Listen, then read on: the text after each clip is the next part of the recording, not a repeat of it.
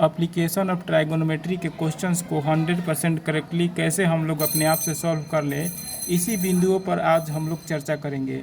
इस video series के first part में मैंने कुछ प्रोसेस पर मैंने प्रकाश डाला था। मैंने इसके कुछ प्रोसेस के बारे में समझाया था कि कैसे अपने आप से किन किन प्रोसेस का अनुसरण करके हम लोग अपने आप से एप्लीकेशन ऑफ ट्राइगोनोमेट्री के क्वेश्चन को सोल्व आसानी से कर सकते हैं। यदि आप लोगों ने उस पार्ट को नहीं देखा है तो कृपया उस पार्ट को ज़रूर देख लीजिएगा। चलिए आज हम कुछ और प्रोसेस के बारे में चर्चा करते हैं। ध्यान से पूरा वीडियो को ज़रूर देखिएगा।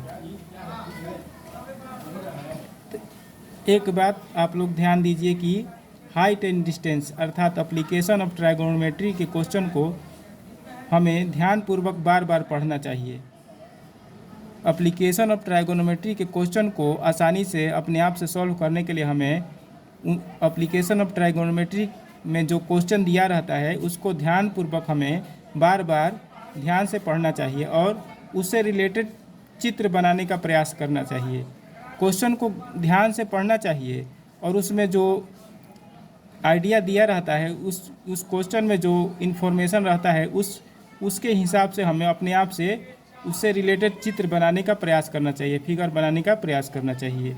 अन्यथा एप्लीकेशन ऑफ ट्राइगोनोमेट्री के क्वेश्चन को हम लोग बिना फिगर के कभी भी अपने आप से सॉल्व नहीं कर पाएंगे। जब तक हम लोग एप्लीकेशन ऑफ ट्राइगोनोमेट्री के क्वेश्चन को अपने आप से पढ़कर उसका फिगर नहीं बना लेंगे तब तक उसके क्वेश्चन को हम लोग कभी भी अपने आप से सॉल्व नहीं कर सकते हैं। जैसे मैं एक क्वेश्चन ले रहा हूँ और उसको पढ़कर आपके सामने उससे संबंधित चित्र बना रहा हूँ। बिना चित्र के उसके क्वेश्चन को हल करना संभव नहीं है। तो चलिए देखते हैं कैसे हम लोग अपने आप से चित्र बनाएंगे उसका। जैसे मैं एक क्वेश्चन ले रहा हूँ एप्लीकेशन ऑफ ट्राइगोनोमेट्री का। क्वेश्चन दिया है भूमि के किसी बिंदु से, यहाँ पर इंफॉर्मेशन है भूमि के किसी बिंदु से, ध्यान से समझिए। तो भूमि का चित्र बनाएंगे। भूमि का चित्र आप लोग जानते हैं समतल होता है भूमि, तो यहाँ पर भूमि हो गया। भूमि के किसी बिंदु से मान लीजिए यह भूमि का कोई बिंदु है, ठीक, इसको सी मान लीजिए। कोई बिंदु है भूमि पर, इसको सी मान लीजिए। भूमि के किसी बिंदु से किसी मीनार की दूरी, मीनार कैसा होता है, मीनार भूमि पर 90 डिग्री का एंगल बनाकर खड़ा रहता है। तो मान लीजिए हम मीनार है, आप लोगों ने मीनार ज़रूर देखा होगा या सुना होगा। तो यहाँ पर 90 डिग्री के कोण पर मीनार खड़ा रहता है। यह हो गया मान लीजिए मीनार। देखिए मैं कैसे क्वेश्चन को पढ़ के उससे संबंधित चित्र बना रहा हूँ। बिना चित्र के हम लोग इसके क्वेश्चन को सॉल्व नहीं कर सकते हैं। तो भूमि के किसी बिंदु से किसी मीनार, मान लीजिए ए बी है मीनार, किसी मीनार की दूरी, भूमि के किसी बिंदु से उस मीनार की दूरी है 80 मीटर। यहाँ पर 80 मीटर हम लोग मानेंगे। अब क्वेश्चन कह रहा है यदि उस बिंदु से मीनार के शिखर का उन्नयन कोण, मान लीजिए इस बिंदु से मीनार के शिखर सबसे ऊपरी भाग को कहा जाता है, तो इस शिखर का उन्नयन कोण कितना दिया है 45 डिग्री। तो यहाँ पर लिखेंगे 45 डिग्री। उन्नयन कोण के बारे में मैं बहुत विस्तार से मैं चर्चा कर चुका हूँ इसके सबसे पहले पार्ट में, इस वीडियो सीरीज़ के। कृपया यदि आप लोग उसको नहीं देखे होंगे तो देख लीजिएगा। यूनियन कोण किसे कहते हैं, अवनमन कोण किसे कहते हैं, इसके बारे में मैं चर्चा कर चुका हूँ। तो यहाँ पर 45 डिग्री हो गया उन्नयन कोण, ठीक। तो अब हमें मीनार की ऊंचाई निकालना है। तो यहाँ पर क्या क्या इन्फॉर्मेशन दिया है, यहाँ पर भूमि की दूरी दिया है, बिंदु से उस मीनार की दूरी अर्थात आधार दिया है, इस एंगल के सापेक्ष आधार दिया है 80 मीटर, बेस दिया है 80 मीटर। और मीनार की ऊंचाई हमको निकालना है। मान लीजिए मीनार की ऊंचाई है h मीटर मान लीजिए, मतलब कि हमको परपेंडिकुलर निकालना है। परपेंडिकुलर को h हम लोग मानते हैं, h हमको निकालना है हम लोगों को। तो मैंने कहा था कि यदि बेस दिया हो और परपेंडिकुलर पूछे या परपेंडिकुलर दिया हो और बेस पूछे तो हम लोग tan का सूत्र लगाते हैं, tan लगाते हैं, क्योंकि tan का फॉर्मूला होता है परपेंडिकुलर बटा बेस। tan का फॉर्मूला होता है परपेंडिकुलर बटा बेस। इसी कारण से हम लोग tan का प्रयोग करेंगे। तो त्रिभुज ABC में, समकोण त्रिभुज ABC में tan 45 डिग्री बराबर AB बटा BC, क्योंकि लंब बटा आधार होता है। AB हो गया लंब और BC हो गया आधार। tan का फॉर्मूला होता है लंब बटा आधार, तो AB हो गया लंब, इस एंगल के सामने है AB, तो AB हो गया लंब और BC हो गया आधार। tan 45 डिग्री का फॉर्मूला क्या होता है? 1 होता है। tan 45 डिग्री का मान 1 होता है। AB को हम लोग h माने हैं, तो h लिखेंगे यहाँ पर। अब BC कितना दिया है? BC दिया है 80 मीटर, तो 80 लिखेंगे। क्रॉस मल्टीप्लिकेशन करेंगे, h में 1 से करेंगे h, 80 में 1 से करेंगे 80, मतलब कि मीनार की ऊंचाई आ गया 80 मीटर। ठीक, इसलिए मीनार की ऊंचाई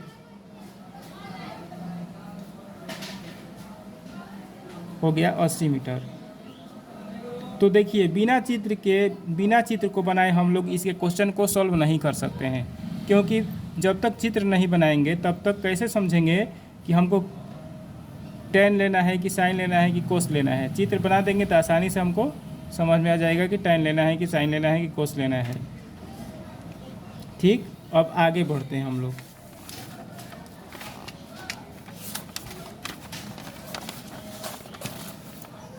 अब प्रोसेस नंबर 4, पहले वाले वीडियो में प्रोसेस 3 तक पढ़ चुके हैं, अब प्रोसेस 4 पढ़ेंगे।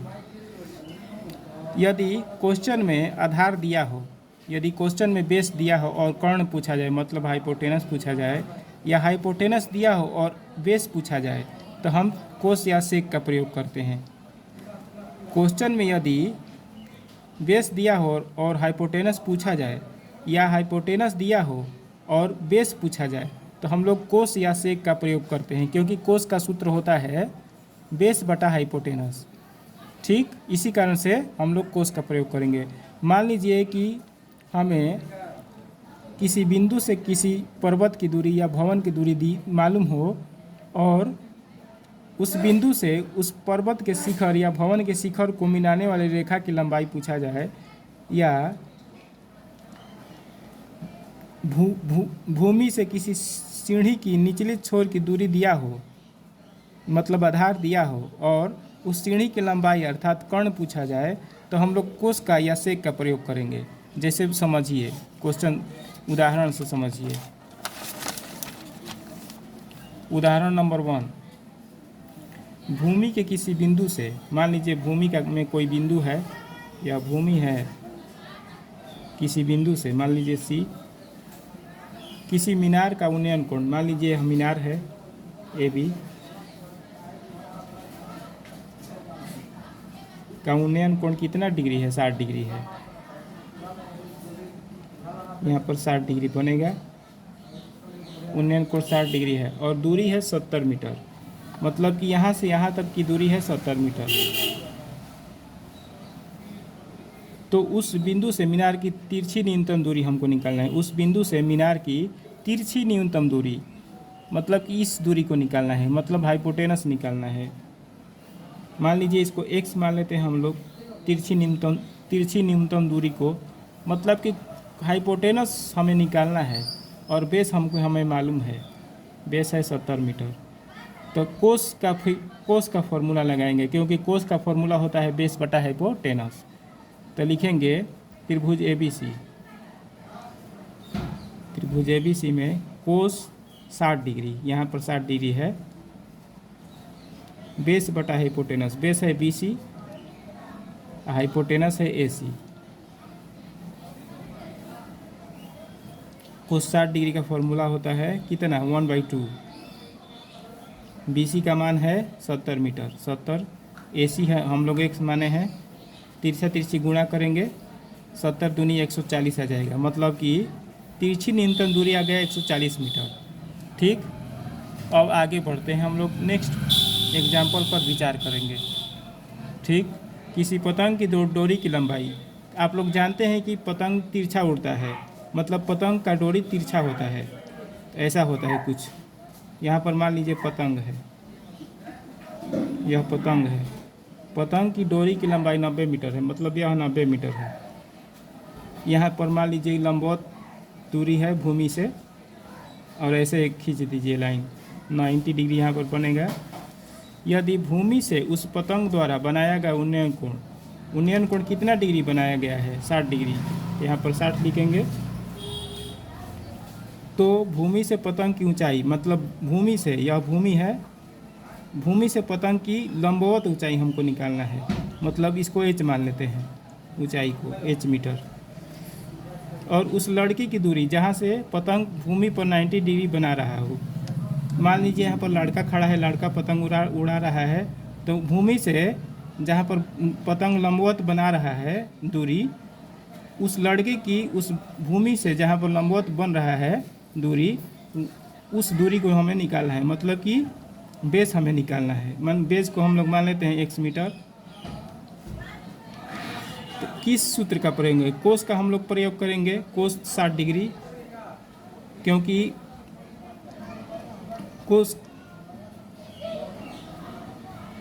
कोस का प्रयोग करेंगे क्योंकि x हमें निकालना है, बेस निकालना है, और हाइपोटेनस दिया है।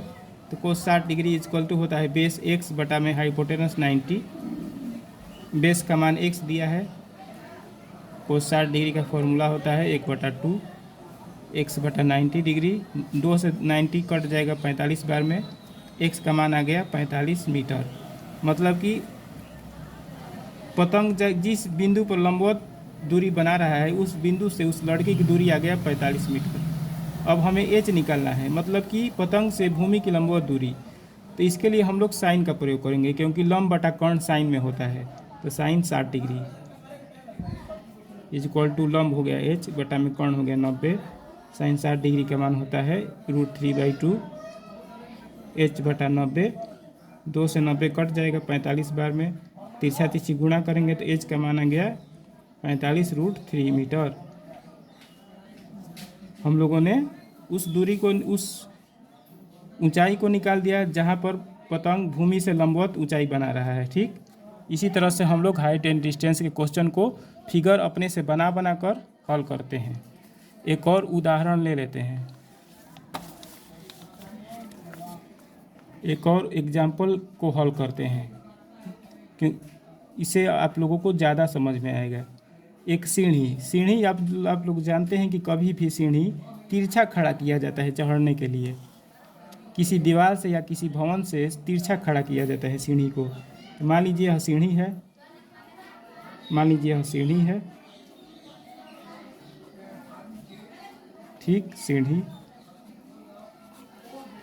सीढ़ी भवन के शिखर का, कि एक सीढ़ी का शिखर किसी भवन के शिखर को छूती है। यह सीढ़ी का शिखर है, इसका शिखर एक भवन के शिखर को छूती है। यह भवन का शिखर है, इसको छू रही है सीढ़ी का शिखर भवन के शिखर से। यदि सीढ़ी की लंबाई 25 मीटर हो, इसकी लंबाई है 25 मीटर, सीढ़ी की लंबाई मतलब हाइपोटेनस है 25 मीटर। ठीक, मान लीजिए यहाँ पर A है, यहाँ पर B है, यहाँ पर C है। यहाँ पर 90 डिग्री बनेगा ही बनेगा, क्योंकि भूमि से भवन 90 डिग्री पर ही खड़ा रहेगा। और यदि सीढ़ी की लंबाई 25 मीटर हो, लंबाई हो गया 25 मीटर, और सीढ़ी का तल मतलब सीढ़ी का निचला भाग, निचला हिस्सा भूमि पर 45 डिग्री का कोण बना रहा है। सीढ़ी का निचला हिस्सा जो है भूमि से 45 डिग्री का कोण बना रहा है। तो सीढ़ी के तल से उस बिंदु की दूरी निकालें। तो सीढ़ी के तल से हमें इस बिंदु की दूरी, जहाँ पर भवन का निचला हिस्सा है, हमें ज्ञात करना है। मतलब कि मान लीजिए हमें इसको हम लोग x मान लेते हैं, मतलब कि कर्ण दिया है, हाइपोटेनस दिया है और बेस निकालना है। तो किस फॉर्मूला का प्रयोग करेंगे? कोस का, क्योंकि कोस में होता है हाइपोटेनस बटा बेस। तो लिखेंगे त्रिभुज ABC में cos 45 degree is equal to hypotenuse, base बटा हाइपोटेनस होता है। तो बेस हो गया x बटा हाइपोटेनस 25। तो 1/√2 इज इक्वल टू x बटा 25। तिरछा तिरछी गुणा करेंगे तो √2x इज इक्वल टू 25। तो x बराबर 25/√2। अगर नीचे √2 रहता है तो इसका रेशनलाइजेशन कर देते हैं रूट हटाने के लिए। नीचे कभी भी रूट नहीं रखा जाता है मैक्सिमम कंडीशन में। कभी कभी √2 के फॉर्म में आंसर दे देता है, लेकिन मैक्सिमम कंडीशन में नीचे का रूट हटा कर आंसर देता है। x बराबर इस √2 से ऊपर नीचे गुणा करेंगे, परमेयीकरण 25√2, इसको गुणा करेंगे तो 2 हो जाएगा। मतलब कि इसका हो गया x का मान हो गया, मतलब कि उस बिंदु से भवन के निचले हिस्से की दूरी हो गया 25√2/2 मीटर। ठीक, हम लोगों ने आंसर निकाल लिया। यदि आज का वीडियो आपको अच्छा लगा हो तो इसे लाइक और शेयर ज़रूर करिएगा। यदि कोई सुझाव हो या क्लास 10th से रिलेटेड कोई क्वेश्चन पूछना हो तो कमेंट सेक्शन में ज़रूर लिखिएगा। और यदि आप चाहते हैं कि ऐसे ही नए नए वीडियो आपको बिना किसी रुकावट के सबसे पहले नए नए वीडियो का नोटिफिकेशन प्राप्त होता रहे तो हमारे चैनल को ज़रूर सब्सक्राइब करिएगा। धन्यवाद।